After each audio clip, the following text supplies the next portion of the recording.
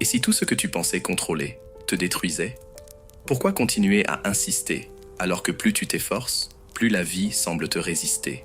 Il y a des moments où tu t'épuises à essayer, à vouloir plaire, à chercher des réponses, à contrôler ce qui t'échappe. Et plus tu insistes, plus les choses se ferment. Tu as cette sensation étrange. Plus tu t'impliques, plus la vie résiste. Comme si tout fonctionnait à l'envers. Carl Jung disait que ce n'est pas en forçant que l'on trouve la paix, mais en laissant tomber ce qui ne nous appartient pas. Car souvent, ce qui nous fait souffrir, ce n'est pas la réalité. C'est notre attachement à la façon dont elle devrait être. Ce n'est pas ce qui est, c'est ce que l'on attend encore, désespérément. Agir ou s'acharner, quand tu arrêtes de t'en faire, ce n'est pas que tu abandonnes, c'est que tu comprends enfin la différence entre agir et s'acharner.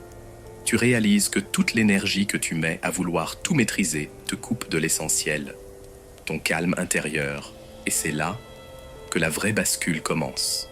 Quand tu cesses de courir derrière ceux qui ne te voient pas, quand tu relâches la peur de perdre, cette obsession d'être à la hauteur, quand tu arrêtes de forcer ce qui ne veut pas s'ouvrir, tu fais alors un pas vers quelque chose de plus vaste, une confiance qui ne dépend plus des résultats, une foi silencieuse, en toi et en la vie.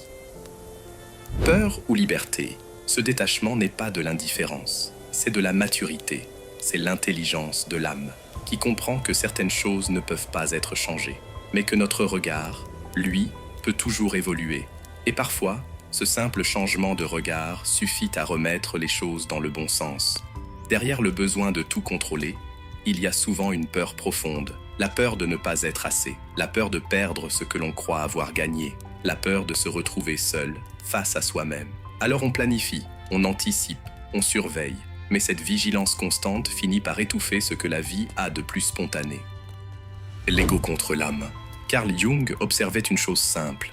Plus l'ego veut tenir les rênes, plus l'âme se contracte, car l'âme ne vit pas dans le calcul. Elle respire dans le lâcher-prise, dans la confiance, même quand tout semble flou. Plus tu veux que ça marche, moins ça marche. Non pas parce que tu n'es pas capable, mais parce que ton énergie devient tendue, crispée, verrouillée. Sans le savoir, tu deviens l'obstacle invisible à ce que tu cherches. Tu bloques le courant de ce qui voudrait simplement circuler. La puissance de l'alignement. Et parfois, quelque chose d'étrange se produit. C'est au moment exact où tu dis « tant pis » que tout se débloque. Non pas parce que tu as cessé d'y croire, mais parce que tu as cessé de le tenir de force. Tu as laissé la vie respirer à travers toi. Et la vie, libérée de ta peur, commence à danser. Jung nous rappelle une chose essentielle. Le vrai pouvoir ne vient pas du contrôle absolu. Il vient de l'alignement, quand tu fais ta part, sans t'accrocher aux résultats, quand tu avances, sans te perdre dans les projections. Alors ce qui doit rester, restera, et ce qui doit partir, s'en ira. L'effet miroir, chaque pensée répétée crée un sillon dans ton esprit, et chaque émotion que tu nourris devient une vibration que tu émets, même sans parler. Quand tu t'inquiètes constamment, tu crées autour de toi un champ de tension, de doute, d'instabilité.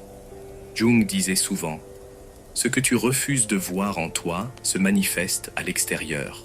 Plus tu vibres l'inquiétude, plus la vie t'envoie des situations qui prolongent cette vibration, non pas comme une punition, mais comme un miroir. » La confiance silencieuse. Quand tu arrêtes de t'en faire, le message change. Tu ne dis plus « je n'y crois pas ». Tu dis « je me fais confiance ». Et cette confiance, même silencieuse, agit comme un interrupteur. Elle ne change pas immédiatement ce qui t'entoure, mais elle transforme ta posture, et ta posture transforme ton regard, et ton regard finit toujours par transformer ta réalité. Le pouvoir du non-contrôle. Quand tu tiens trop fort, tu bloques aussi l'énergie qui pourrait circuler. Tu veux attirer, mais tu enfermes. Tu demandes, mais tu contrôles.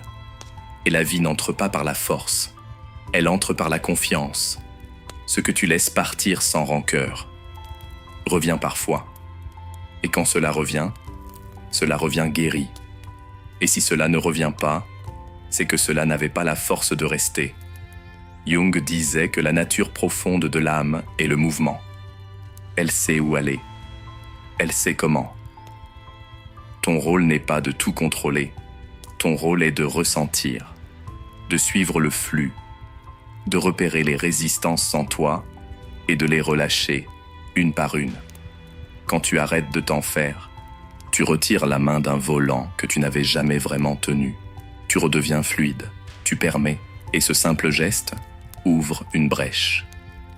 Et alors, quelque chose change. Ce que tu pensais perdu te retrouve. Ce que tu croyais bloqué se débloque.